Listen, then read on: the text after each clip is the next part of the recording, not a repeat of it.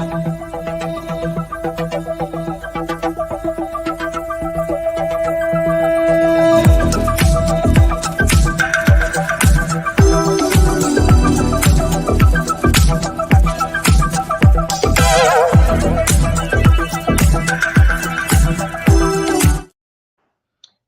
day, everyone. I would like to welcome you to Is Your Way in Your Way podcast.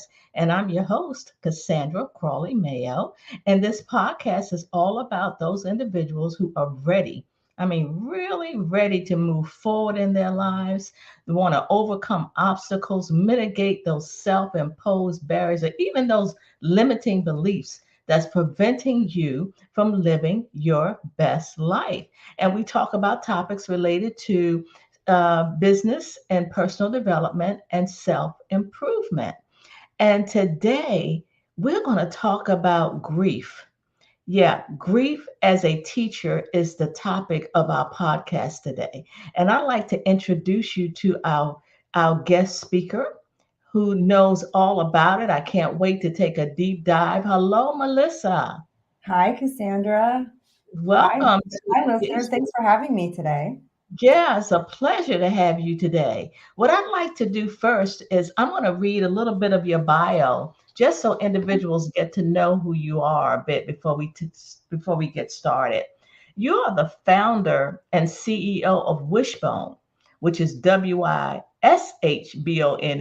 Wellness. It was born out of a passion to help others thrive after significant life events, focusing on transition and loss.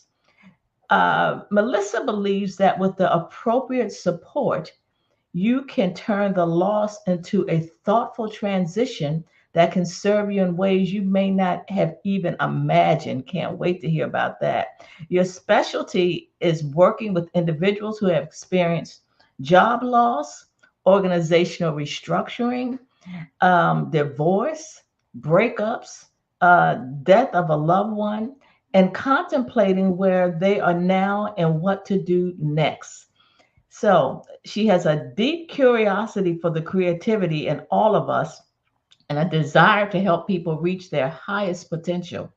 This led her to who she is today. As an ICF certified professional coach, she works one on one and she also works in groups. Now, ICF is an international coach federation for those who are not aware of that, what that is. So, Melissa, before we got on, I was just talking about how fascinating to me this topic is. I know of therapists that talk about it, but appears to be your forte. So, and it's not just it's loss of a loved one. It could be loss of a job. It could be loss of restructuring, divorce, breakup, an animal, all of that. There goes my animal, letting you know that he's involved as well. So, before we really get into this, could you tell us a little bit about yourself, a little bit about your backstory? Sure. Yeah, I would love to. My story is, I had a pretty great upbringing in the way of small town Midwest, and really was kind of prompted into being a little bit of an achiever, and went right into that career corporate mindset, from pretty much guided, I think, from I had a father who was in the corporate world and was guided into that, and did that for many years. I mean, about 2.5 decades, built a beautiful career in the corporate world that was really pretty great. I mean, I found out a lot about myself and succeeded, but a major life event happened. Mm-hmm. And when that happened, it changed everything for me. And I think, as it does for so many of us. And, yeah. And it was just through that life event and for me, it was the death of my parents that happened. And it changed, it woke something up in me that I didn't know was, even a part of who I was. So it was deeply painful as life events like that can be, but it was also coming out the other side of it, I'm looking back, and I saw how much it taught me and Okay. who I became today, you know? Okay. And you talked about with that experience, you had a certain kind of awakening. Yeah. Yeah. Yeah. So tell us about that awakening part. The awakening part, I think, is is unique to everybody. And I think sometimes it can just, there's little moments in life that it could be just something as simple as, you have a fight with a family member, and there's just these little moments that like build on top of each other that kind of wake you up. For me, I think spirituality is unique to everybody. So I think sometimes it can be a relationship you have with a higher power, but sometimes it can just be a deep relationship you have with self. And with that awakening, I think for me, my higher self had been living dormant, Mm. and this life event, it literally shook me open. It just Okay. kind of woke me up to looking around and realizing I wasn't living my truth at all. So there Okay. was something that was not aligned with who I was and how I had been living my life up until that point, that I had to just stop everything. And I did feel completely stuck, Mm. confused, overwhelmed, Okay. and lost. I was completely lost. And so I took a moment, and I had been working with a therapist for about 5 years up until that point, which was Mm-hmm. really, really key and helpful in getting me through, that, because I had been working with her before the major life event, and then through that, which was very Yeah. difficult, and then coming out of that. But Yeah. I was in a moment of like, I need something also different. And I wasn't sure what that was. And at that moment in my life, I had hired a coach. Okay. And it was through coaching, which is different from therapy, that I was able to sort of get to work, if you Mm. will. I don't Okay. know. It's almost like hitting the life gym, Okay. and I was able to sort of sit down and get really thoughtful about what was not aligning and what was making me feel so unsettled. And Mm-hmm. it revealed so much to me Mm-hmm. in that work that I worked with somebody for about a year. Okay. And it was really key in my growth in a very different way than therapy was, because they're both so important in my humble opinion. Yeah. Yeah. That's interesting because a therapist versus a coach. And you said with a coach, do you not work through it with a therapist? Like, explain to the audience again, what's different between the two of them? Because Yeah, therapy is not a bad thing, as you mentioned, but no, yet the coach seemed to have allowed you to pivot a little bit and figure out what it was that had you in that stuck, overwhelmed, sabotaging place.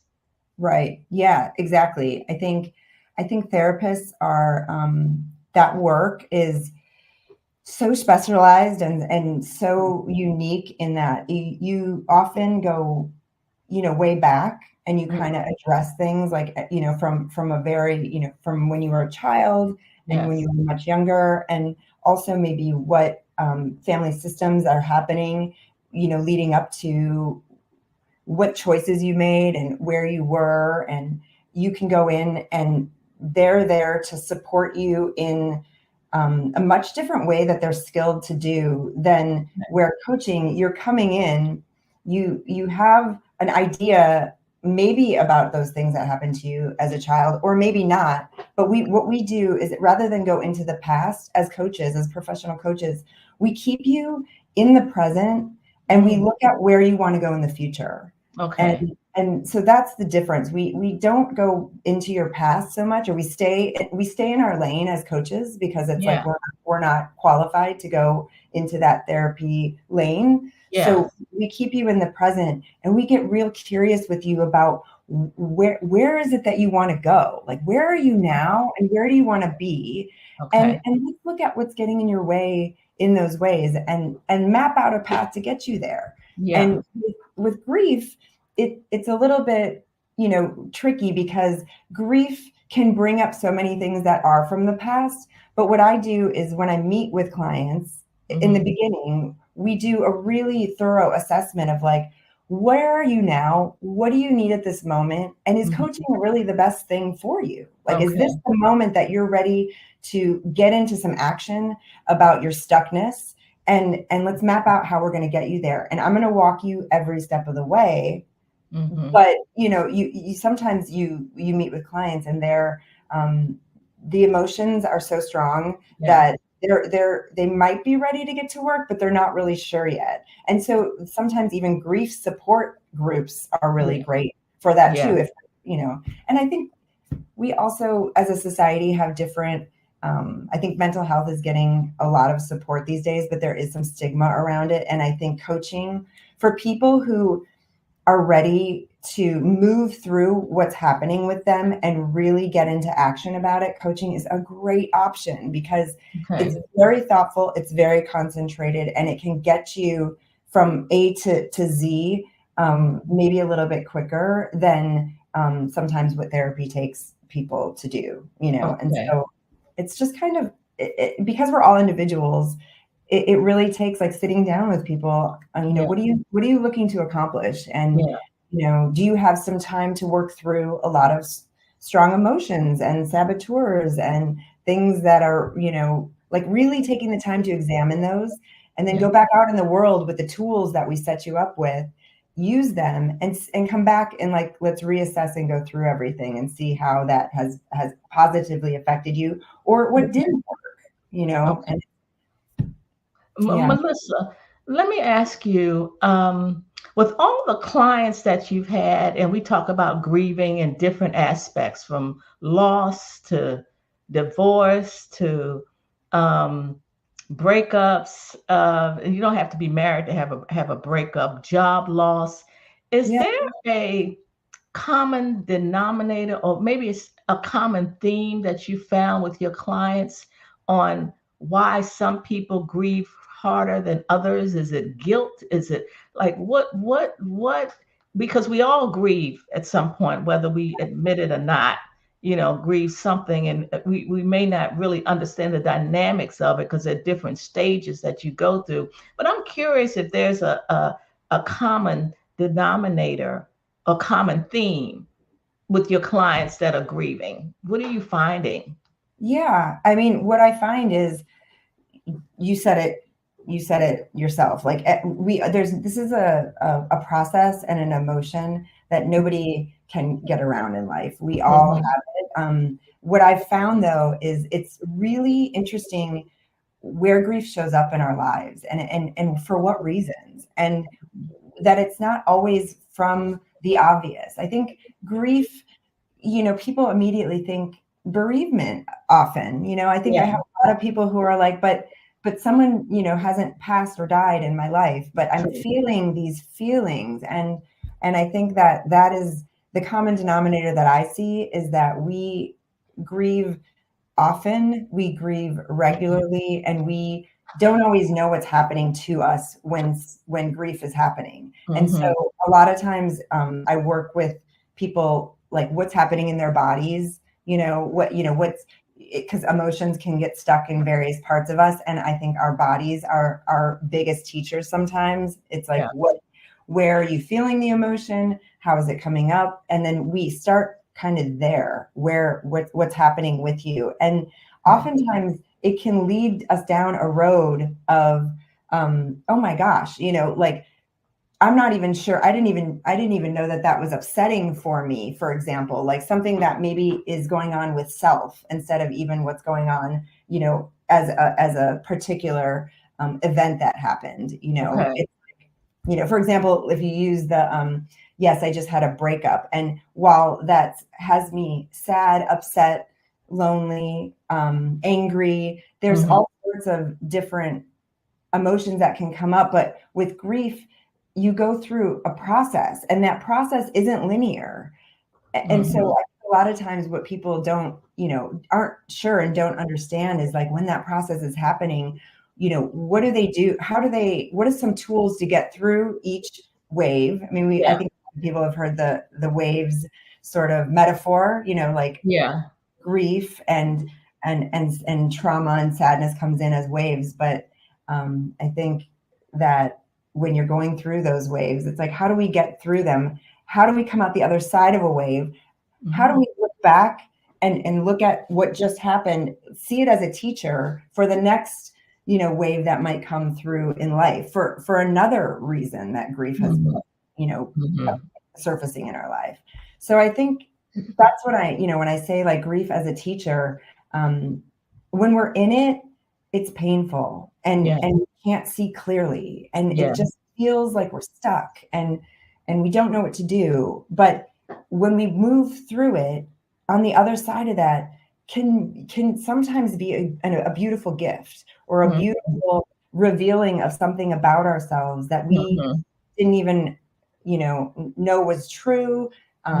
Something that we've, thought and felt our whole lives, but we're not acknowledging, something that's standing in our way. But so the coaching piece is walking with clients every step of the way through those painful moments, and getting those gifts and those reveals on the other side of it to inform, the confusion, the overwhelm, the stuckness, mapping out, because oftentimes they don't know what they want. They don't know where they want to go. Right. They're not sure what the next step is. They just know something's not in alignment. And that's where the gold is. That's where that's interesting, because now this is the bereavement part. Yeah. Usually, I've witnessed individuals and even myself when I lost my parents, I realized how short life was, and I was like, oh my gosh, I better do all that I want to do because life is short. And even though I miss them a lot, I think about, there's not a day that I don't think about my parents. And there are times when I'm like, wow, I wish I could call my mom because I really need to talk to her about something. And I'm curious to what she would do, or curious to what my dad would say about that. Is that a way, is that a modality or methodology when you talked about what is our purpose? You talked about that. Do people in some instances realize what their purpose is when that happens? Is that why it's also a grief as a teacher, you think, or not really? Yeah, I think absolutely. I mean, that's just, your intuition is just is kind of hitting it right at the core of what we're talking about. And I think it's that, I mean, I love the word waking up, but I don't know if that's like a term that is, understood by a lot of people. But I mean, no matter what your beliefs are of like, today or tomorrow, or spirituality, or what happens, when we all pass away, I think at the end of the day, there's a part of us that is our true self. And that part of who we are gets molded and shaped. I mean, we talk about this all the time. As children, we are who we are. And then kind of society in life and families happen to us. And sometimes we stay true to who we are. And sometimes for survival reasons, we kind of mold ourselves into how we need to be to survive. And I think oftentimes it takes a real big jolt. Sometimes a real big, shaking you up moment to sort of wake you up, almost from like, I don't mean like from a dream state, but really wake you up to wait a minute. Like, this is not who how I want to live. This is not, and it can happen so many times when people, get an illness.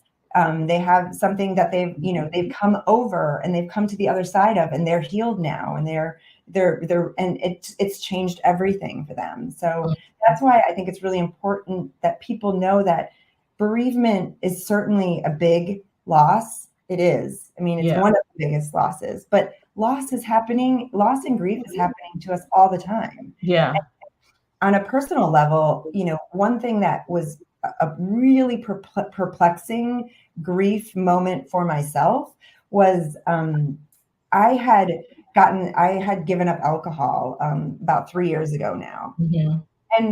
and that was a process. And while it was an addictive behavior, I just recognized something. I was doing something that wasn't healthy, and Yeah. and I was ready to examine, like, I don't want to do this anymore. Right. What came out of that in that next 3 years Mm-hmm. was a really interesting and slightly painful sometimes grieving process. And I was like, what is happening to me? I couldn't Yeah. understand.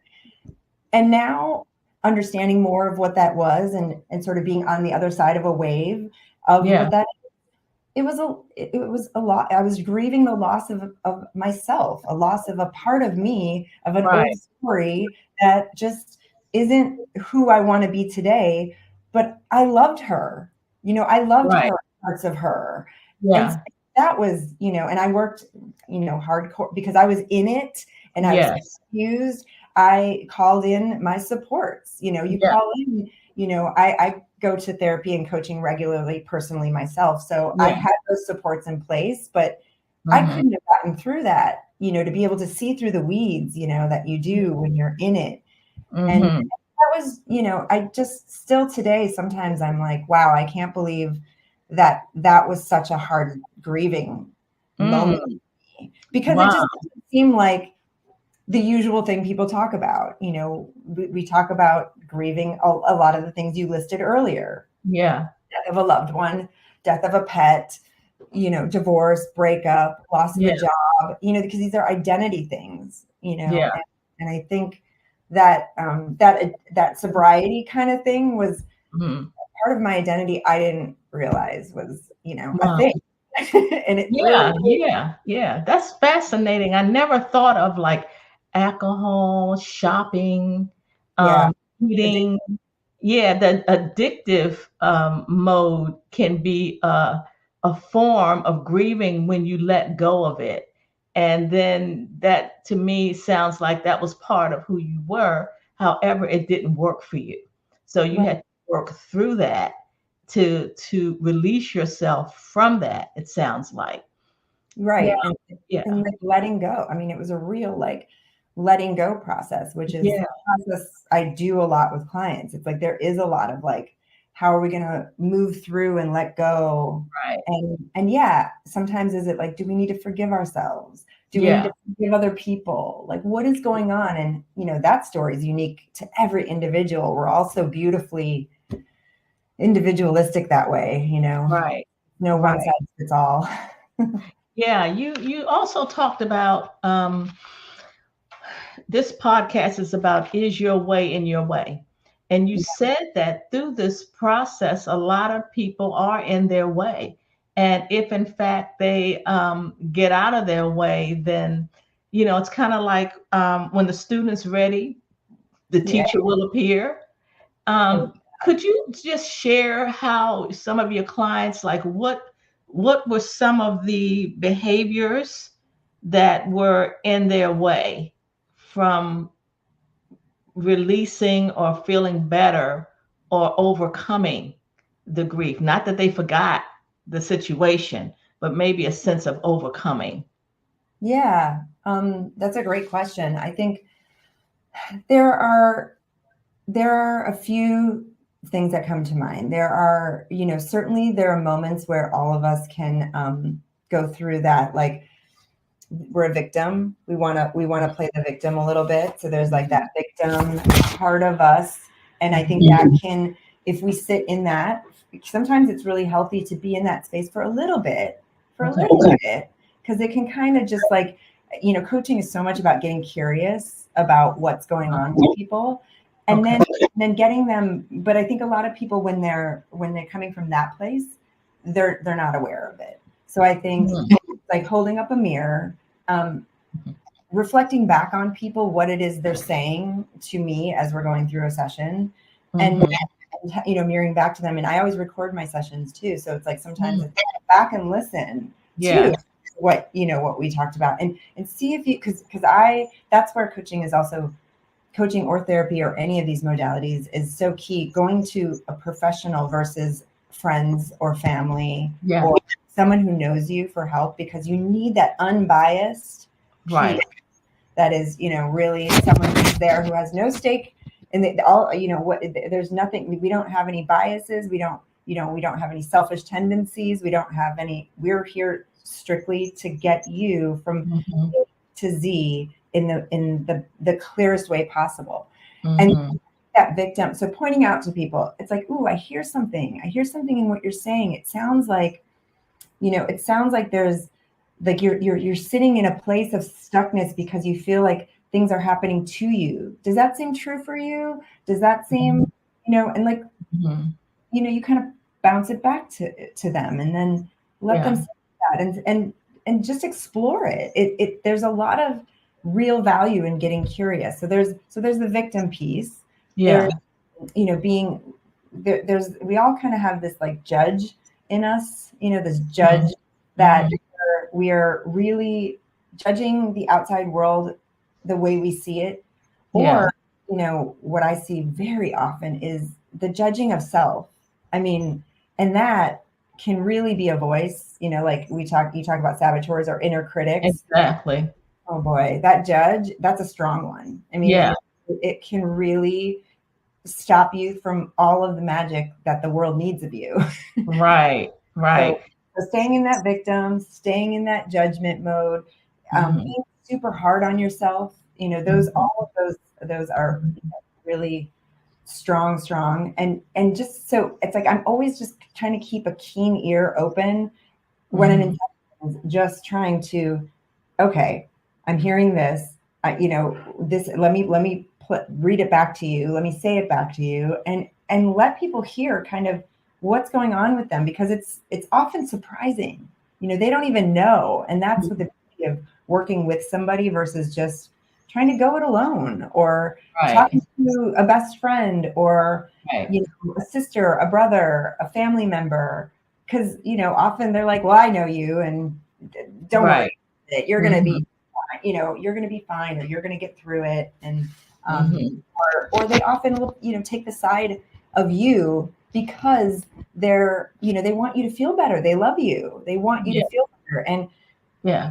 coaching, it's, especially in this kind of like transition, loss, grief arena, it's very tender, but it's also, I have to come with a little bit of a muscle too. Like, Mm-hmm. because the coach piece is like, okay, we're going to examine where you are, and how you're getting in your way. And we're going to reveal some things that might be surprising, hard Yeah. to hear, you Right. know, things that you just weren't even expecting, and surprises that come out of nowhere. And so it's Right. Yeah, because it's obvious you're qualified. Number one, you experienced it, yeah. and your own yourself went through some things, and you are certified. You're a Mhm. professional coach. Well, how do people find a coach for the grieving aspect? Because you're the first that I've heard of, just specifically the grieving part. But how would somebody find one if that's something that they are wanting to have? Yeah, there are, I mean, if there's any coaches, as coaches, we are networked, and Oh, we love to support each other. So I mm-hmm, think, just probably in the same way with therapy, you have mm-hmm. recommendations, you have Okay, people who are like, I'm looking for a specific support in this area. I think if there's anyone in your life that is a coach, it's like, oftentimes ask them. That might not be their area of expertise, but right. oftentimes they know people who are. And I think there aren't a lot of us out there that do this specific Yeah. type of it, but Mm-hmm. certainly there are coaches who can, they can work with you in the space of processing strong emotions. Mm-hmm. And if it's an expertise that they're not feeling qualified, they can refer you to someone who Okay. can. But I mean, there's also, you can go on to the ICF, which is International Coaching Federation. You said it earlier. And they have, also a list of people and their different, a list of coaches and their different specialties. So, Right. if you're looking for executive leadership, or if you're looking for nutrition, or, there's a whole wellness sector that you can go to understand different specialties and modalities that people are really strong in. Melissa, did you? I'm curious to why you selected this. I would say this expertise, the grieving. Yeah. It was your parents. And because this can be a really touchy thing. And there are some people who are grieving, but they don't want to go to grief counseling. They think that they're okay. So, it's kind of like a doctor. Like, why did you want to be a brain surgeon? Why did you want to be a cardiologist? It's always something that triggers them to want to do that. Was it basically your parents that triggered you to really want to focus on this? Was it your parents, or was it what you've been through and how you got over it or through it, per se? Yeah. I think a little bit of both, but I think so the passion for this type of work is what drives, what drove me into pursuing, what avenue of this, because it's all in the umbrella of mental health, but there's so many different ways that people work in the mental health field, and I think I was so profoundly kind of brought to my knees and shocked at what I didn't know about grief, what I didn't know about, the passing of a loved one. So when that happened, and because it happened, they had passed within 10 months of each other. And it just was it was just such a shocking moment that it drove me.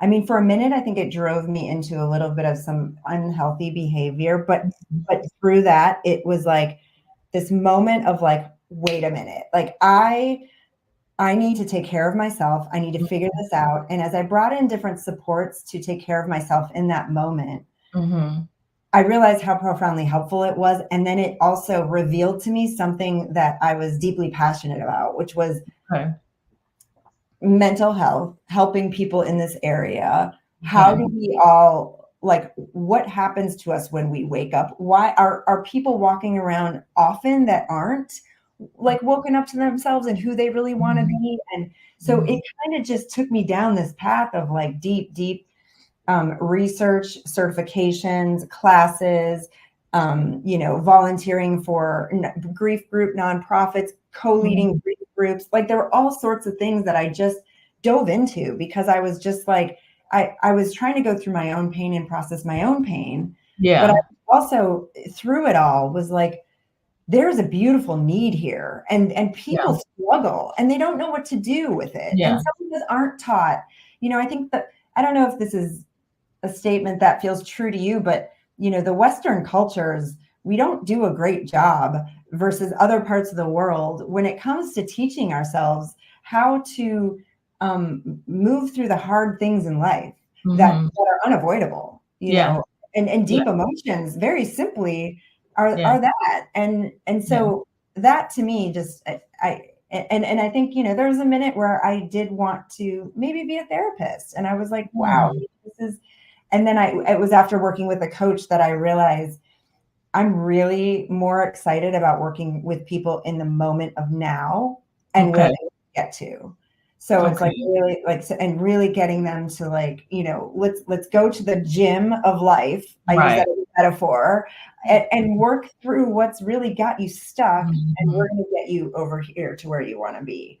But what you're going to learn in between is going to be life-changing. You know?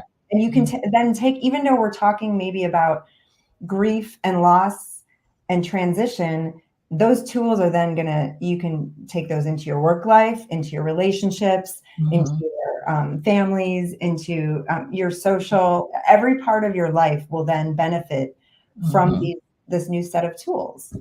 Right. Okay. I asked that question because In my opening, I talked about individuals who are ready to move forward in their lives and overcome obstacles Yeah. and mitigate those self imposed barriers because, in order to, that's preventing them from living their best life. And it sounds like with you, you found your passion, you found your purpose. Mhm. And when you talked about your backstory, you didn't really it doesn't sound like this was something that you always wanted to do. This is something that it's like life happened. And then from the teaching that you got from the life lesson, that helped you decide what it was that you wanted to do. And I say that for my listeners because it doesn't have to be something in the past. It could be something, an event, or you have an advocate for, you have a passion for, you have a burden for. It could be something that they would like to do, and that could be something like living their best life. So that's why I asked, how did you come up with this? For Yeah. people to see that it didn't have to be what happened in your backstory. It's just could be, like you said, your parents and how you went through things. So that's why I brought that up. Yeah. Well, it feels in such alignment with your purpose and what your podcast is all about. It's like, is your way in your way? And Right. for so many of us, it is. And, we might be walking through life a little numb to that even being the case. Exactly. And sometimes things happen to us and all of a sudden we're like, I don't want to be numb anymore. I want to be Yes. very much alive. I want to be very much living Exactly. in alignment to what lights me up. Right. And I think it's really important. And, not to get too meta here, but, it's like for every person who is just a little bit more in alignment or lit up to themselves, it's like, we have so much healing that this whole planet needs, Right. all the time. And so it's like one step at a time, Right. just It's nothing no one taught us in college or high school. Like, we're going to have a grieving course, what to do, how to overcome it, so none of that has been taught to us. Um, Melissa, do you have anything you'd like to share with my audience for those who, like we talked about, it's not just bereavement, it could be a job loss, it could be a breakup, um, a pet. I don't want to say that too loud because he'll hear me and then he'll start barking. It could be a number of things. Is there any takeaways that you would like to provide to my listeners about this topic, grief as a teacher? Yeah.